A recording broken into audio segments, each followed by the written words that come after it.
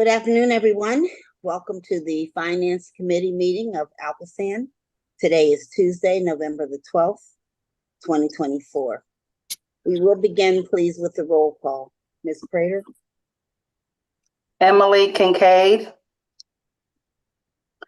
Harry Reedshaw. Here. Paul Klein. Here. Sylvia Wilson. Here. Okay, thank you. And next we will go into information items, and we have 6 today. The first is the general economic and bond market overview. Ms. Williams? Thank you, Madam Chair. I will be turning things over to our Director of Finance, Karen Fantoni. Take it away. Thank you, ma'am. Good afternoon, everybody. I am really pleased that you all could come together today after the Veterans Day holiday. Thank you to everyone who is out there who has served for us. We appreciate your service. Charlie Goodwin is with us today. He is our financial advisor with BNY Mellon. And he's going to actually walk us through most of the informational items in a presentation. So without further ado, I'm going to turn it over to Charlie. Most of you are very familiar with Charlie. He seems to be kind of talking to us almost every other meeting lately. So we're going to be seeing a lot of Charlie, I think, in the near future. So Charlie, without further ado, why don't you talk us through the informational items? Thanks, Karen. I'm sure there are a lot of board members who want to hang up right now and not listen to me again talk about the bond market and ALCOSAN's financing program. But if it's okay with everybody, I'd like to share my screen so we can show the presentation. Might make it easier for people to follow along.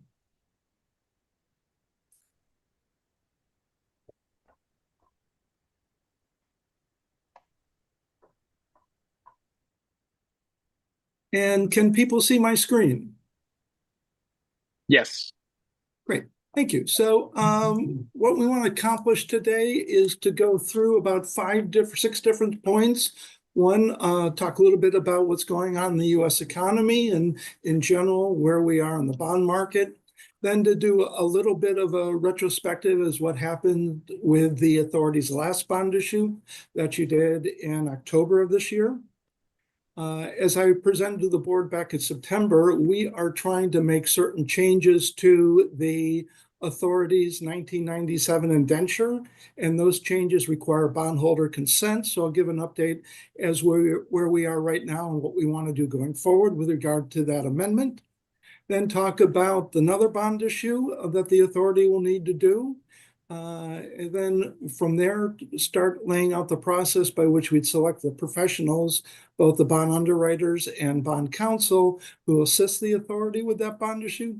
And then finally work through the timing of the proposed sale, and some of the other items will need to get done prior to that sale. So let's first talk about the bond market condition. Generally, right now, the U.S. economy is relatively stable.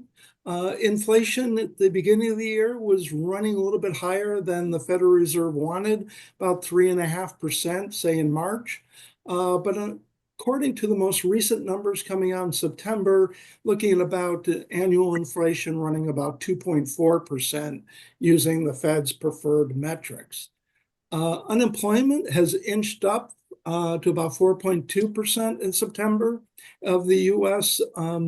Residents looking for employment, from 3.73% at the start of 2024. So between the combination of inflation going down and unemployment going up slightly, it's given the ability to the Federal Reserve to start cutting interest rates.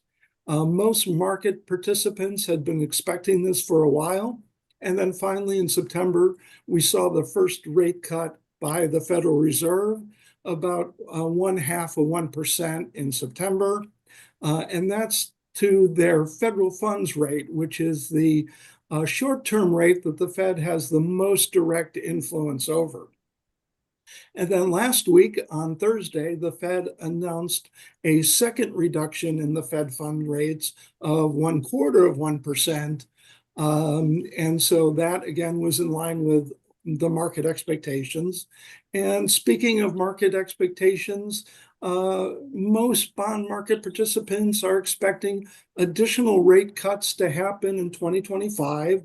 The market is sort of pricing in a 1/4 point cut in January, March, and June. And there might be a little bit of a wait and see after June and see what the economy is doing and whether they'll need for additional rate cuts or even going back to slight tightening.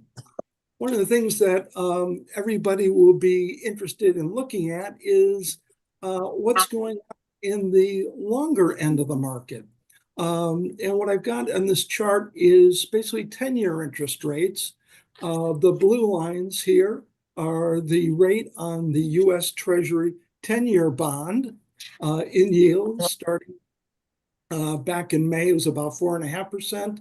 Got as low in about 3.75% in September, and has been trending back up to currently where it's about 4.3%. The red line is tax-exempt 10-year interest rates. This is the biggest driver of what ALCOSAN's interest rate on its bonds would be. And similar to what we saw in the Treasury market, rates were lower at the end of beginning of the year, back in May, to beginning of the year, and in May were about 2.75%. It's been bouncing around a little bit, but since September, we've seen an increase in interest rate. Seeing some pretty good volatility, especially after what happened last week with the presidential election. The bond market has some concerns that President-elect Trump's policies could trigger some inflation and larger federal budget deficits. One of the things that is driving that concern is campaign promises that the president-elect gave regarding keeping interest rates, or to me, federal tax rates low, as well as a potential tariff on certain imported goods that the market think could increase inflation. As such, the market is guessing that interest rates will be continuing to go up sometime over, say, the first 6 to 12 months of 2025. And that means that when ALCOSAN goes next into the bond market, you could be looking at slightly higher interest rates than what we've seen in the past. So wish I had a crystal ball to say exactly what's going to happen, but I think we'll know pretty clearly, probably in the first 3 to 6 months of 2025, what the president-elect is anticipating making a priority in terms of his tax and economic plan. So it'd be a wait and see. I think the best thing I can convince you of or promise to you is it could be very interesting and exciting in some ways. Moving on, I wanted to go back and talk about the 2024 bond issue. I know I did a discussion at prior to the October board meeting, but just giving a little bit of an update. The purpose of the 2024 bonds was twofold.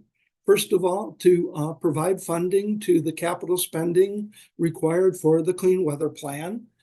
Since you're spending right now about $20 million a month, the original plan was to fund about $290 million, which would cover 24, 2025, and some of 2026 capital budget.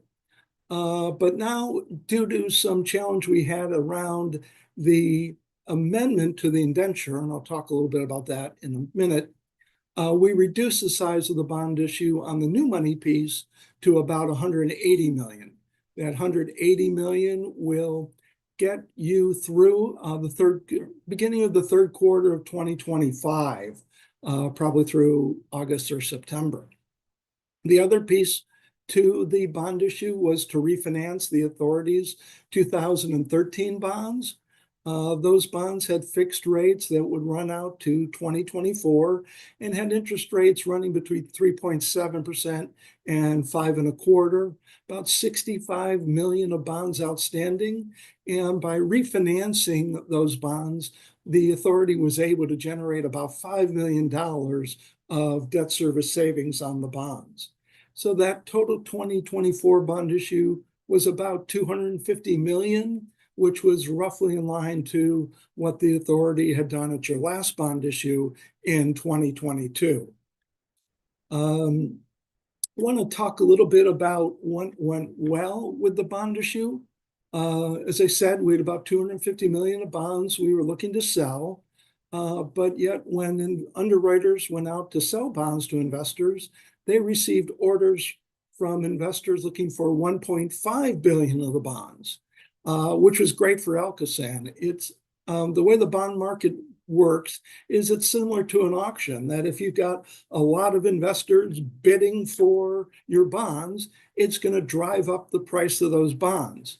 And higher bond prices means that ALCOSAN pays a lower interest rate on your bonds. So during the process where we were concerned that there might not be enough investor interest, that proved not to be the case, and we got a lot of demand, which I think speaks well for how the market and investors look at ALCOSAN and your financial condition.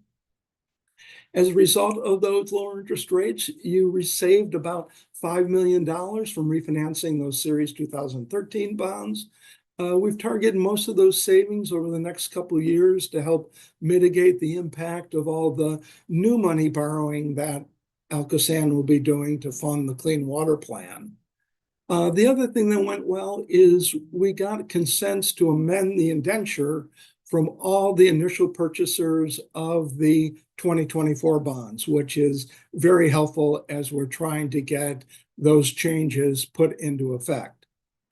What didn't go so well is the interest rates on the bonds were higher than the authority has been able to generate in the past. Some of that as a result of the requirement we put into place in order to get the consents from the investors in order to purchase the bonds, and that did limit certain of the universe of investors. Due to that concern about limited universe of investors, we downsized the bonds. So it means you have to go into the bond market sooner than you would have had to otherwise. As a result of some concerns about the 1997 indenture, and what we're trying to change is that for the first time in several years, we had to take some of the proceeds of the bonds to fund a debt service reserve fund to protect investors if for some reason ALCOSAN was not able to make a timely payment of debt service. The other thing that was somewhat concerning is that almost immediately after the bonds were initially sold, those same bonds were, quote, trading up into the market. So other investors were willing to pay an even higher price, that is, accept a lower interest rate on those bonds than what the authority paid. So it looks like there was a lot more demand for the bonds than we were able to get access to with the underwriting team. And the complexity of getting the bondholder consent did increase some of the costs to the authority in terms of counsel fees to put the bond issue together. So, there were some great parts of the deal, and certainly getting the significant demand for the authority's bonds was the biggest positive news, offset a little bit by the fact we had to downsize the bond issue.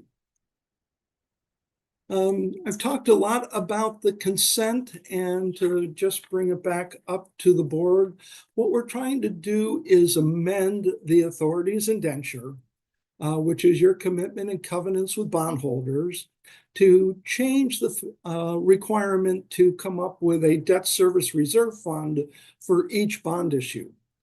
The authority, since I've been involved going back to 1997, has traditionally used an insurance policy to cover that reserve fund. That's been very cost effective for the authority because it's a lot easier than trying to issue additional bonds and then paying interest on that interest, additional debt for money you don't really need since you have such a strong credit rating. But in August, it was determined that the existing insurance policies were not conforming. So the authority had to transfer some cash from the Capital Facilities Fund into various debt service reserve funds for the 2018, 2020, and 22 bond issues. So what we want to do with the proposed amendment is to change the requirement for the debt service reserve fund to be determined on each particular bond issue. So instead of having one overarching covenant that covers all your bond issue, we would have this requirement put in place for each particular bond issue. So if market conditions changed and investors wanted an insurance policy, or even no reserve fund, the authority could adjust that bond issue based on market conditions rather than having to comply with what's now a slightly antiquated requirement from your 1997 indenture.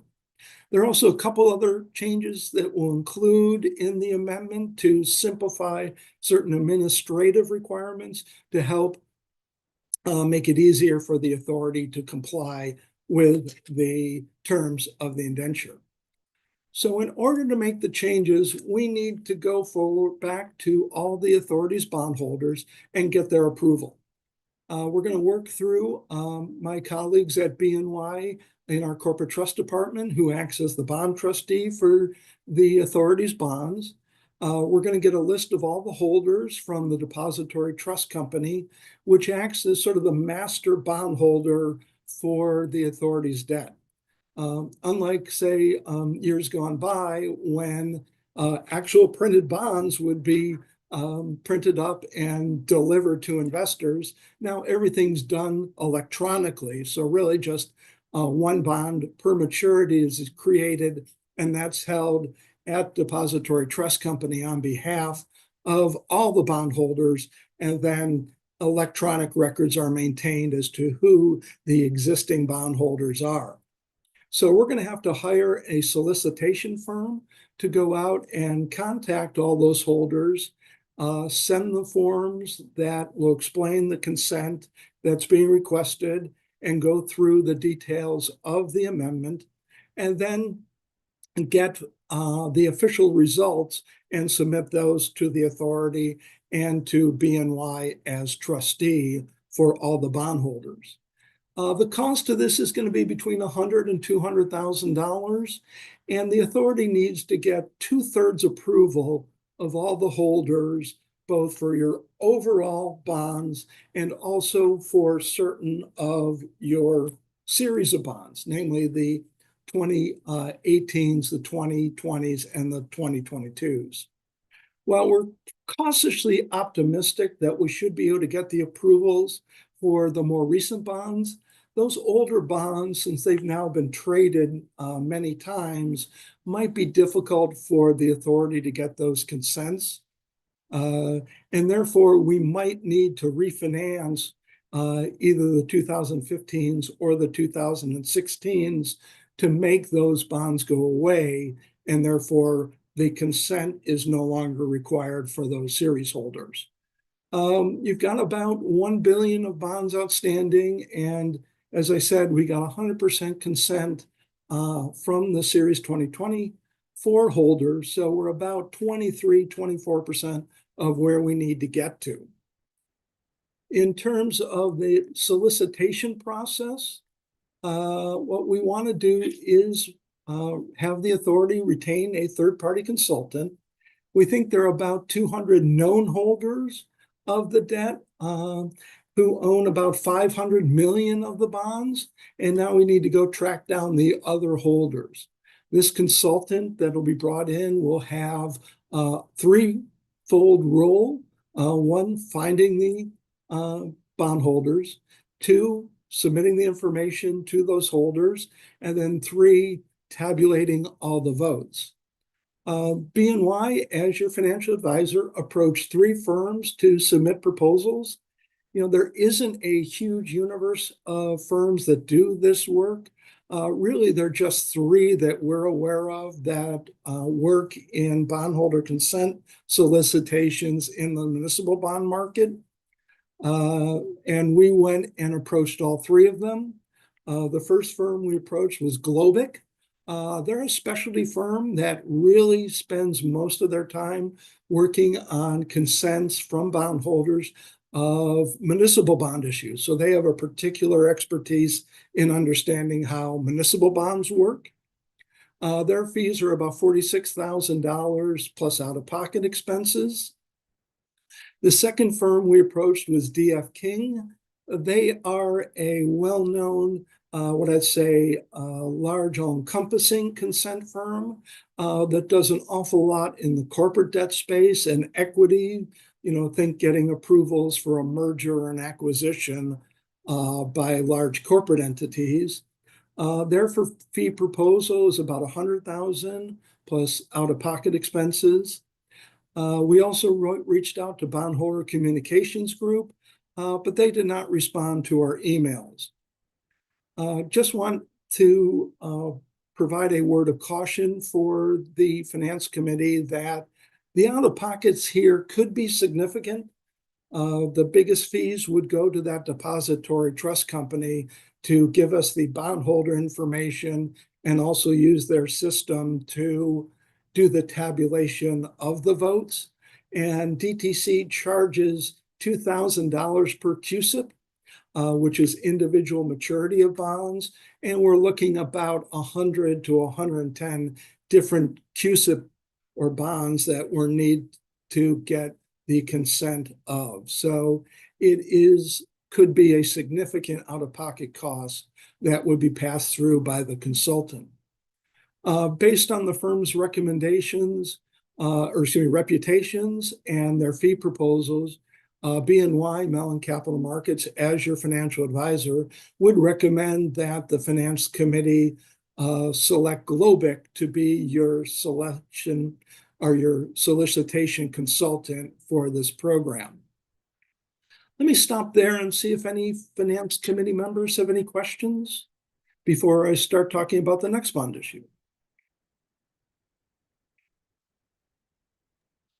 I don't have any questions. You're pretty clear on how you give your information to us. If any of the others have questions, they'll be fine for them to speak out right now. Thank you, Sylvia. I appreciate that. So moving on, let's talk about the next bond issue. So as I mentioned, the 2024 bonds will all be spent by the 3rd quarter of 2025. So you're going to need an additional probably $60 million to get you through the end of 2025. With the spending going on for the Clean Water Plant, including the start of the Ohio River Tunnel boring, you're going to be looking at pretty significant capital expenditures. And that while ALCOSAN has generally issued bonds every other year, given the bigger size of the deals, we believe it'll be more cost effective for the authority to be looking at annual bond issues. You don't want to get too big of a bond issue, and these bond issues are going to be big enough, bigger than you've historically issued.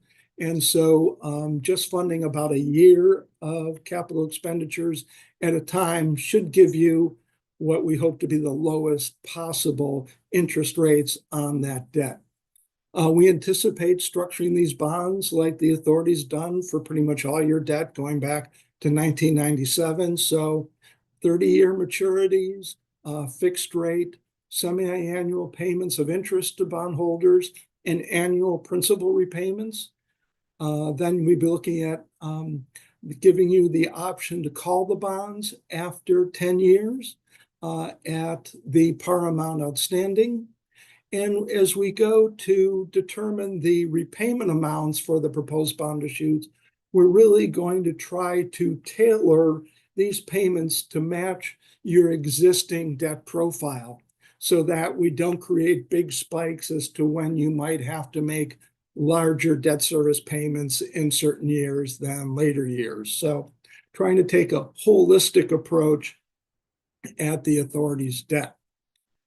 And hopefully, depending on market conditions, i.e. knock on wood, the interest rate market stays about where it is right now, we are cautiously optimistic that the authority can refinance your Series 2015 bonds. That was a pretty good size bond issue, about 125 million still outstanding. And we think we should be able to save some significant, around $5 million of debt service payments for the authority. We'll also consider refinancing the 2016 bonds. That refinancing will probably not save any money for ALCOSAN, but if we're having trouble getting the consents we need from the holders of the 2016 bonds, it might be in the authority's best interest to refinance those 16 bonds concurrently with the refinancing of the 2015 bonds. So when we look at, roughly 275 million for capital expenditures in 2024, 2025, plus a 230 million of refinancing, you're looking at a $500 million bond issue from ALCOSAN next year, which would be one of the biggest bond issues that ALCOSAN has ever done. So that's why we're thinking it might be prudent to look to annual issuance going forward. So in order to get the bond issue done, we're going to need to bring on some additional members to assist the authority. The first firm we'd like to bring on is Bond Counsel. That's the law firm that provides an opinion to both the authority and your bondholders that the bonds are validly issued, enforceable, and most importantly, that the interest rate on the bonds is exempt from federal income taxation for holders of the bonds.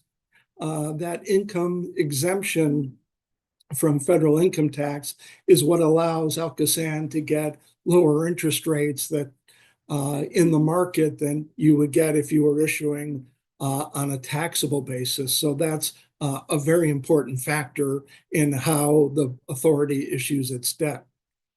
For the 2024 bond issue, the authority used COSAN and O'Connor as bond counsel. You had used Eckert Siemens going back to about 2016. And the reason for the switch for this deal is the key attorney who had been acting as your bond counsel at Eckert moved firms to COSAN in March of this year, and we were pretty much already in the midst for planning for the bond issue, so it made sense to continue with that firm. But due to that change and other changes we've seen in both the local and the national bond lawyer community, we would recommend to the Finance Committee and the entire board that the authority go out for a request for proposals for bond counsel. It's been several years since the authority's done an RFP, and I think we could get some very good information from firms, both in terms of what their fees would be, but also any ideas as to how they might help us with getting the consents we need for the change in the indenture. The second group of firms we'll need to bring on is the bond underwriters. That's the group of banks and broker-dealers who help structure the bonds, determine the interest rates on the bonds, and then sell those bonds to investors. For the 2024 bonds, you had a team of PNC, JP Morgan, Siebert Williams Shank, Bancroft Capital, Bank of America, Ramirez, and Huntington were all your underwriters. Last year, the authority, in conjunction with us as your financial advisor, did an RFP, and we've got some very strong proposals from firms. So what we would suggest you do this year, since you have a pretty current RFP, that the authority would go back to the firms that were on the selected approved list and ask with a mini RFP about their thoughts as to how to structure the proposed 2025 bonds. So that would be, a process that we think will help inform how best to put together the 2025 bonds. And we are kind of the opinion that you're probably going to need to adjust the underwriting syndicate due to the size of this deal. As I said, in the past, the authority's bond issues have been around, 250 million. Since we're looking at a deal that could be twice the size, it might make sense for the authority to make some adjustments to a just additional underwriting team. So that's our recommendations going forward on the bond team. And certainly, as we'll talk about in a little bit, we'll come back to the Finance Committee and the board as we get closer to finalizing the bond team. So the next thing we'll talk about is timing and some key critical path items and events that will be happening over the next 6 months that will really drive how the authority will be looking to issue the bonds. The first thing that's coming up is December 1, which is a big interest and principal payment for the authority's bonds. And one of the things we want to do is not start the consent process to get the amendments from all the older bonds until we have the authority make those payments. As I said, some of your out-of-pocket costs are going to be driven by the number of bonds you have outstanding. So if we repay some of the bonds, then we don't have to get the consents from those holders. So I think that's why we're not trying to launch the consent process today, tomorrow, even next week. It makes sense to do it starting after that payment. The next thing to do is sometime in early to mid-December is to go out with that RFP for bond counsel, because some of the aspects of the amendment, we might need the bond lawyers to give us guidance, and eventually will have to give us an opinion that the amendments are effective. So it makes sense to get that RFP out and have it come back in time for a finance committee meeting in January, date to be determined, where we and the authority staff will present the results of the RFP and provide information as to who we think might be a good firm for the authority to consider as bond counsel, and try to time that finance committee meeting to occur before the January 23rd board meeting of the full authority, so that we could have the full authority approve a bond counsel firm. With that firm on board, we'd be looking to officially launch the consent process for the amendment at the beginning of February. We'd also in early February be distributing the RFP to underwriting firms. Then hopefully by end of February, we would finalize the consent. If we get all the consents we need to get us to that 2/3 threshold, then we're good to go. But in our consent documentation, we'll mention to holders that the authority will have the ability to extend the deadline to receive the consents by about 15 or 20 days to see if there's some stragglers we can get to come in and give us the requisite consents. And then I think we'd be looking to come back to the Finance Committee with a more formal presentation on the specifics of the bond issue that we'd be looking to do for 2025, along with a recommendation for the members of the underwriting syndicate to sell the bonds. And that would be looking to do a bond issue, sell those to investors in May, and then have a closing in June so that Karen has enough money to pay all the requisitions going forward once the proceeds of the most recent bond issue, the 2024 bonds, have been paid to Clean Water Plan programs. So that's what we're looking to do. With that, I would be glad to answer any questions the board may have.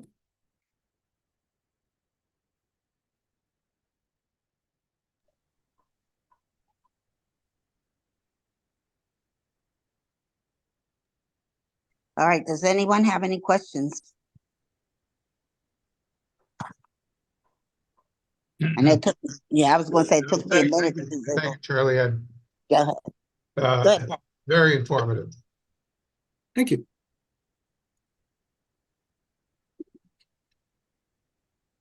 I agree with that. Thank you, Sylvia. Charlie presented a lot of information here. As you can see, it's not stagnant. Yes, we issued those bonds back in early October, and at finance wheel just kept on turning. We still have a lot of work to do ahead of us, and we really appreciate your time and attention, because this is some very critical matters that need to move forward, and we need to move forward with them in a timely manner so that we can achieve the goals that we need to, so that we're positioned well going into 2025. So we really appreciate your time and your attention. So if there are any questions on the information that we presented in the informational section, then maybe we should be moving on to the action items. Miss Sylvia? Yeah, I'm trying to find all my controls there. Okay. I agree with you. I am not hearing any questions, so I think we can move into action items. We'll start with item A, which is a motion to approve the recommendation from the authority's financial advisor for a firm which would be Charlie Goodwin, for a firm to assist in the bondholder consent solicitation process. I would second that. You'll second that? Yes. All right. Any opposition, folks? I didn't think so. All in favor? Aye. Aye. Harry, you there?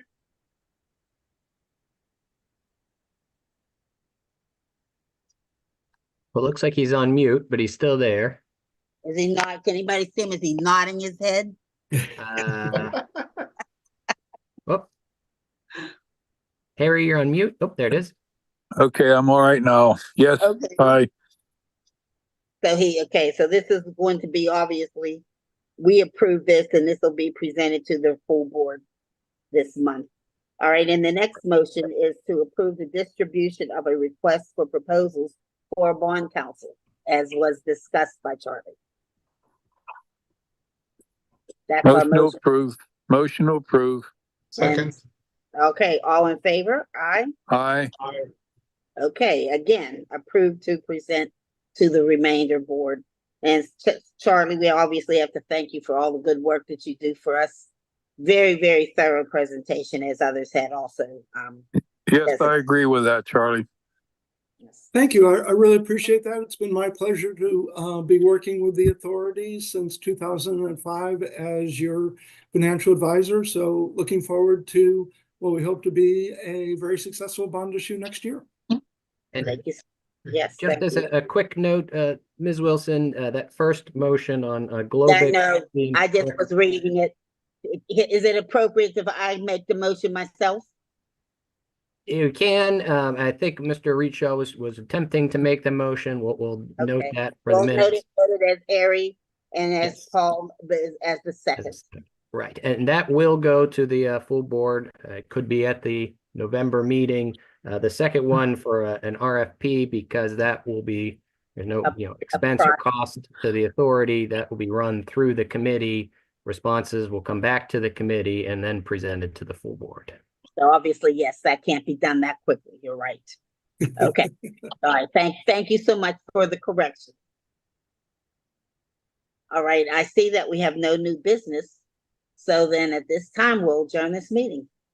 Thank you all for everything you've done. Thank you. Thank you, Thank you. Sylvia. Thanks again, Charlie. Signing off. Thank you, Max.